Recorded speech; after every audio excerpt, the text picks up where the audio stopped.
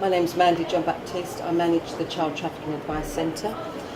It's an NSPCC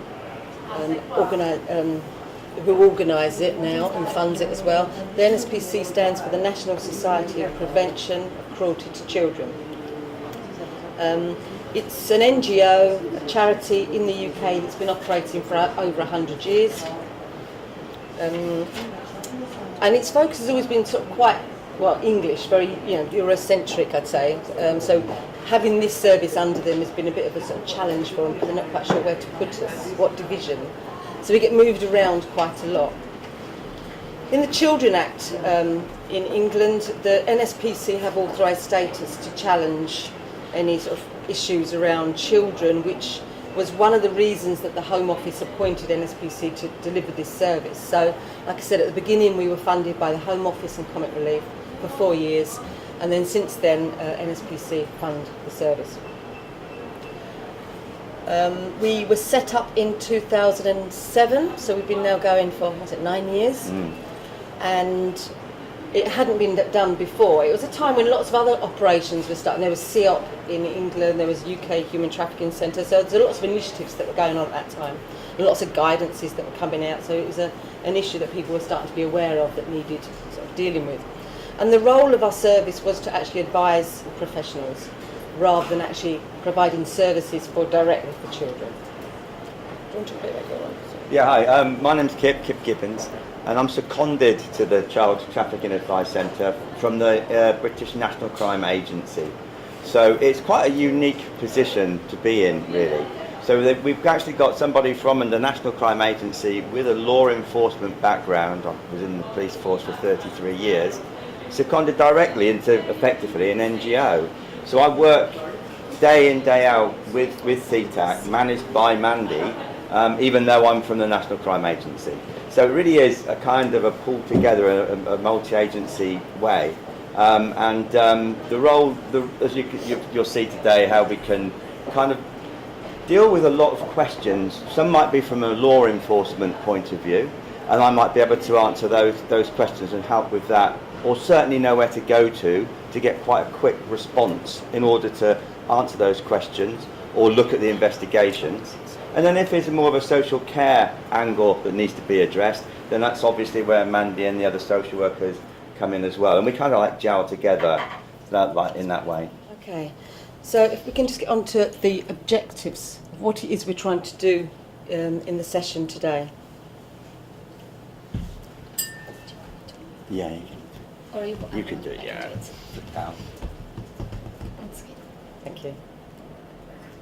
Okay, it's to provide information about CTAC, which obviously the rapporteur said before, a multidisciplinary approach to doing child trafficking. Our data, look at CTAC's data in the UK, trends and patterns, and trying to combine it with the European cases. So we did, that was one of the things I think was left out. We didn't just kind of bring along a case, we tried to relate a case that even though the child might be in the UK, that they've gone through other European countries to try and link us together at looking at those children's cases. Input from children and young people, hence the DVD and the casework. And the introduction of the international multi-agency assessment framework that we've developed through our work with cases, and it came out of our last project in Romania.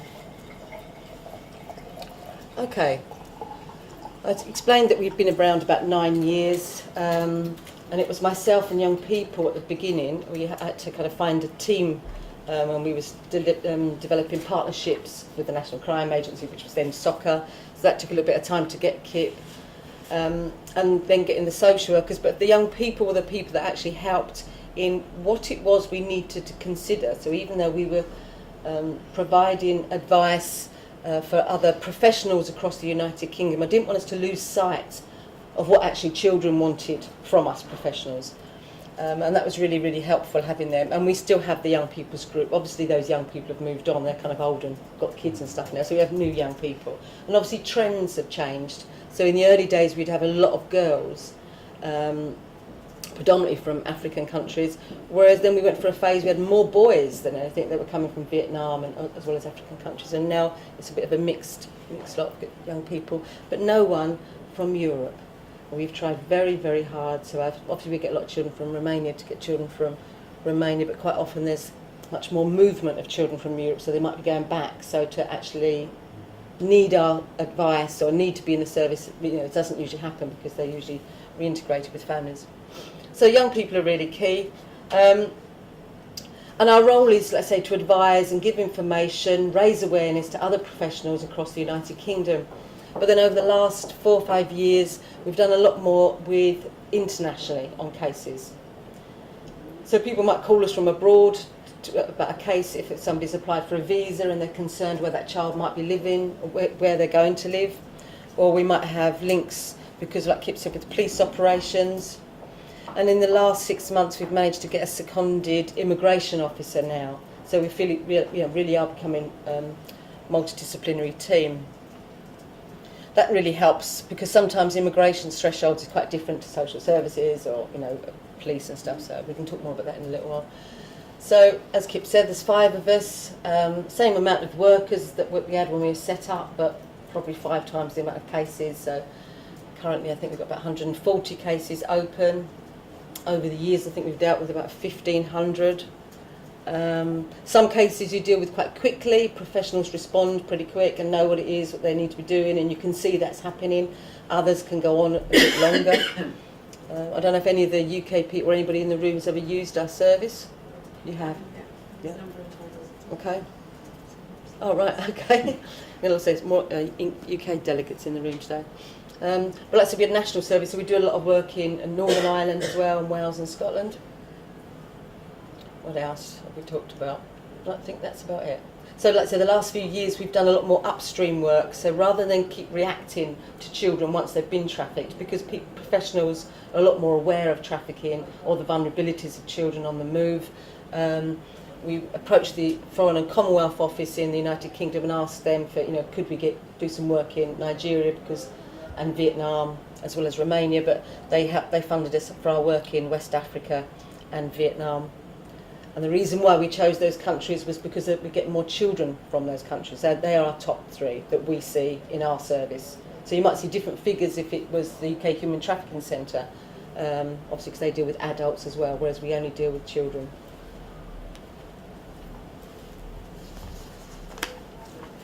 Okay. It's a bit of a mixed bag what we do. It can range from all sorts of things according to what the needs are. But we only work with the professionals. So if it's a child that does need help, so we've had children that have called the Childline who may be in Sudan that need help coming back, and obviously because there's a border issue, they would then refer it to us. So we wouldn't actually deal with the child, we would deal with the Childline worker, the helpline worker or someone that actually is to try to work together with agencies in source countries trying to get a child back. Or if it's a child in this country that may be being taken out to another country, again, we wouldn't deal with the child, we would deal with the professionals around it. Most of our referrals come through either social workers or police, but we have a lot of immigration officers, solicitors, I'm trying to think of the range, youth offending. Okay. One of the things that strikes me is when I'm working with CTAC, and I think it's the same for all the countries in Europe that are represented here, and I kind of spoke about it briefly in a question yesterday, is that where I'm sit with CTAC, I know that through the National Crime Agency and through police networks like Interpol, the International Liaison Officers, all manner of ways I can have the capability of getting some inquiries conducted overseas in another country that I might want to happen. It's quite doable for me to get information back. Where it gets difficult is if things are identified at an early stage where there might be concerns about a child, but we're not into a full-blown real child protection situation. So we've got slight concerns, but the social worker needs some information from another country.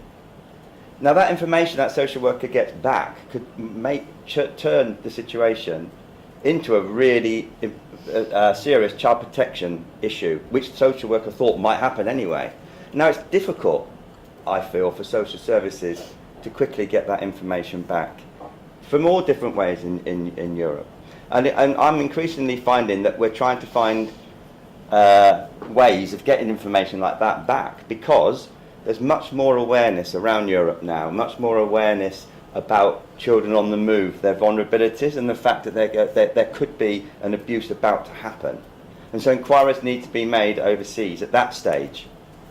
It's almost like we don't want an abuse to happen, so the inquiries can be carried out by the police.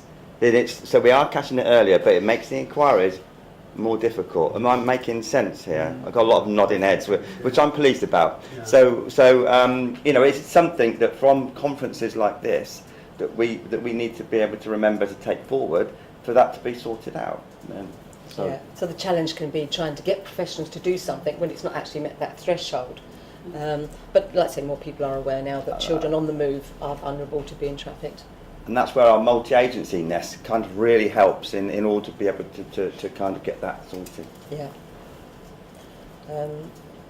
So our role is to advocate for children and to work with the professionals in doing that. And more often than not, I would say that usually works really, really well. Most professionals are just so glad as to kind of, can you help me with this? Can you do this? Can you tell me what guidance I need? Where do I need to go? It saves them time. And for all of us that are social workers in the team, obviously we all worked for statutory services before, just like Kit worked for the police before. So you know what the thresholds are, you know the demands of work, and we're quite lucky to not have that sort of demands anymore. So we try to do our level best to help. I know that sometimes a lot of organisations, they don't come from practice, can actually kind of get a bit frustrated, and it's like, well, if you kind of know what the score is, then you are actually a little bit more understanding, I think. So we try to be as helpful as we can. So we do casework. So each case that comes through, just like any duty and assessment team in social services, gets allocated to a social worker. Supervision, decisions, actions, what's going to happen, whether KIP needs to be involved, whether the immigration officer needs to be involved. So, and that's the way it kind of continues on, just like we did in social services. Everything's recorded and reported. Not only for an audit trail for that child, what we're doing on it and liaising with other professionals, but also for data purposes. Our data has always been shared with the UK Human Trafficking Centre. So right from the beginning we had to have a database which kind of gets bigger and bigger, so that's why we can pull off all our trends, which has been really helpful. Let's say when I was in social services, never had the need so much, but now obviously an NGO, you're trying to get funding or you're trying to report on issues.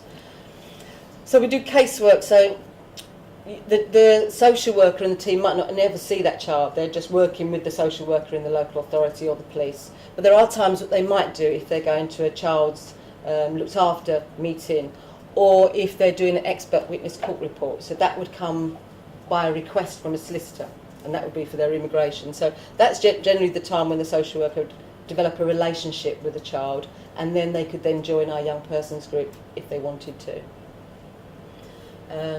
So our role is to influence, raise awareness, let's say that's changing quite a lot now, and to challenge professionals as well. It's not always kind of goes along smoothly, sometimes there are challenges. And no. Sometimes when it starts a bit tricky, it can end up really, really jolly nice. Or sometimes it starts really jolly nice and it can end up a bit sort of, we might say, actually, no, this needs to happen now. And they're going, well, yeah, but my manager doesn't want me to. So a lot of management situations that resources, funding, people don't want to do nothing. So people will utilise us then to put that pressure on to actually make sure something does happen. Yeah, very briefly, it's like a detective had arrested somebody from the Philippines who'd got 9 credit cards on him, 16 years old, and it sorted out lots of different crimes this 16-year-old had committed with these cards. But in interviews, and it came out that he was actually sent over to England by somebody to carry it out. So I started to talk to this detective, and all I'll say is that we ended up labelling him the most angriest detective in the world, because I ended up having to say to him, you've actually probably got a victim here and you need to go through the national referral mechanism. So the most angry detective in the world met us at the strategy meeting that he never ever thought he'd have to go to for a child protection response. So that's the kind of challenges sometimes that we have to manage. So our role is like one step removed. It's about trying to coordinate, and it's focusing who the agencies should be, looking at the wider pictures, looking at data and trends, because we sometimes get a lot of patterns. So because we're a UK service, we could actually have a child's name that might ping up at one part of the country, For instance, we had a child that was placed in a bed and breakfast, which was, inappropriate placement, and the social worker agreed about that afterwards, in Northern Ireland, in the middle of absolutely nowhere, with no money or no resources. By the next morning, the child had gone. Social worker called me to say, really worried, did the wrong thing, shouldn't have put in da-da-da-da-da. And then later on that morning, had another call, and the child was then down in Portsmouth. Same thing, being picked up by the police again for stealing with an adult woman. No, actually, they said it was his girlfriend. Police released the young person, and then later on he was picked up again in another part of England. So again, we could say, actually, this kid was originally in Northern Ireland, local authority care, and it's not a girlfriend, it's an adult woman that's driving him around the country and steal large amounts of alcohol. So, you're putting the pieces together. So having a UK service sometimes really helps when you get names pinging up. So you're stepping back, like from all my career, it's always been direct work, children's homes. So actually when you're stepping back from it, you can actually sometimes get a better picture of a case. I know a lot of the talk in the conference has been very child focused, and for me it's all too easy to work with the victim. It's trying to get the adults that are doing this abuse, the criminals. So that's what we're always trying to do, is trying to look at it from a wider perspective, who is doing it. Because like I say, we'll have cases where if we put it into immigration says, oh, actually, this person's brought in 15 children before. So you can see what I mean. You're starting to look at the bigger picture rather than just the child. We're also first responders to the National Referral Mechanism. Now Bernardo's are as well in the United Kingdom. The reason we agreed with doing it, even though we couldn't see the relevance of the National Referral Mechanism for children, given that the Children Act gives all that protection. But for us, it's more to do with children from Europe. So children from outside Europe are kind of have a lot of they've got to keep still because of their immigration status. They're not going to go here. No one can kick them out. Yeah? So it's easier to slow the process down and actually work on that case because they're not going to be going anywhere. With children from Europe, often we experience people trying to put them back on planes or coaches or buses and sending them back.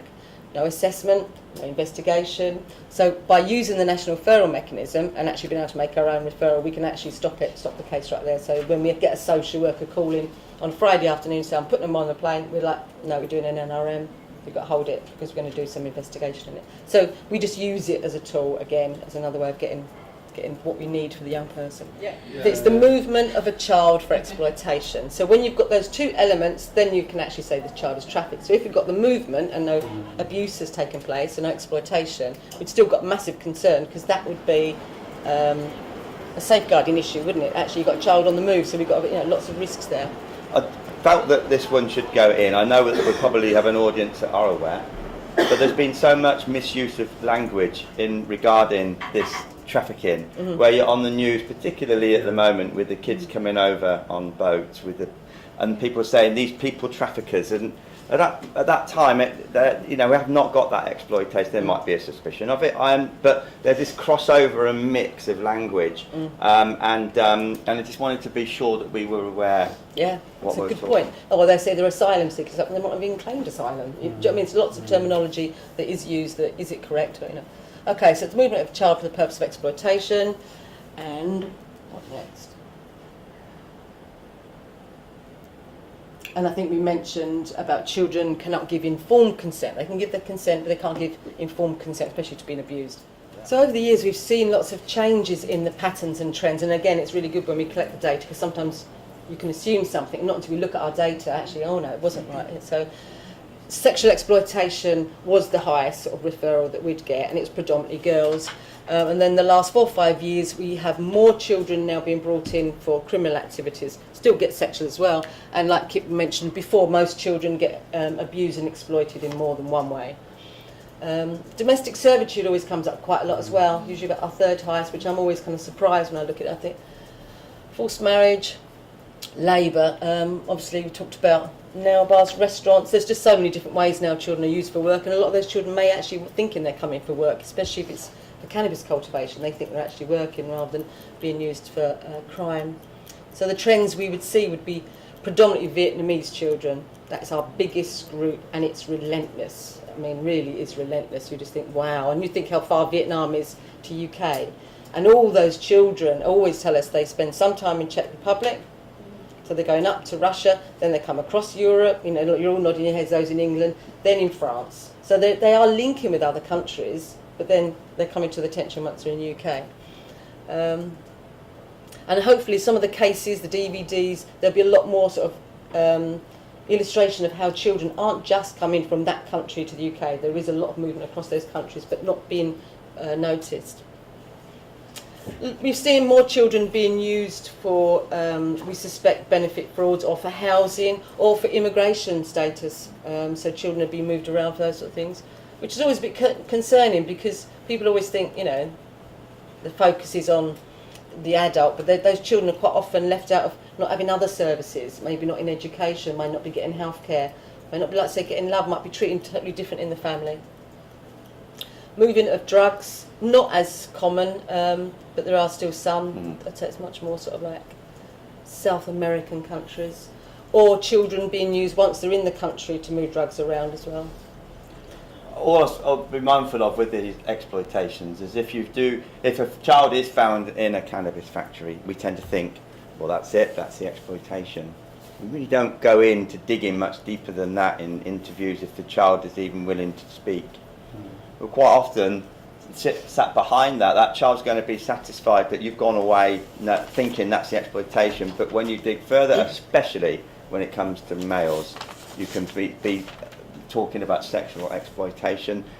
If you think about Mandy mentioned this yesterday, but if you're thinking about risk indicators for sexual exploitation, when you find young men surrounded by male adults from Afghanistan, well, the questions aren't asked that maybe ought to be asked, and you'll see on the DVD a little later about a lad speaking about his experiences. So it's something that I'm mindful of. That you'll go or walk away and you'll think, well, that's it, that's what I'm dealing with. But actually, behind there might be an awful lot more that's gone on. So with huge implications. And again, when you see the DVD, you'll start to see what I mean. Yeah, a lot of the indicators for boys are the same as what you'd have for girls, but people instantly think of a girl and sexual exploitation, but they don't for boys, which concerns me, especially, let's say, when boys are being kept in communities with large groups of men, have money, no one knows how they're being kind of, you know, so there are lots of concerns for it. We do see lots of trends, but it changes all the time. So I'm always a bit careful when we kind of talk about something because it could change within the next month. So people go away with, oh, that's... So it goes up and down between Africa and Asia. You can see it's quite sort of shared out at the moment. Sometimes, like I say, you can be in work and you think, actually, you're getting so many cases from, you know, Romania, you feel like, oh, well, children, you know, but then you look at the data and say, actually, when it balances out. Not so many, like I said, from South America. It changes all the time. So when now children are used more for criminal activity, that would be under cannabis cultivation, the criminal activity, street begging. So that would all come. So that's why we have more cases now for criminal activity. So this is really interesting for me because you can see the amount of Vietnamese children that are missing. The vast majority are still outstanding of all of this graph. So when I speak to regional police forces meetings and we get to the fact that British kids go missing, a lot are found within 24 hours or return of their own volition. The charity here might be able to help me out here. And within a week, most are back. Very, very few indeed are never found. Very, very few of these are found. They're still outstanding. Now that is really concerning because the whole conference has been about this right across Europe, right across all of our countries, dealing with it in a similar kind of way. Now, nowhere in the UK, and I suspect across Europe, does it say in our child protection legislation that a child is under 18 unless they're foreign. I can't find it. I'm sure it doesn't say it. It doesn't. Okay.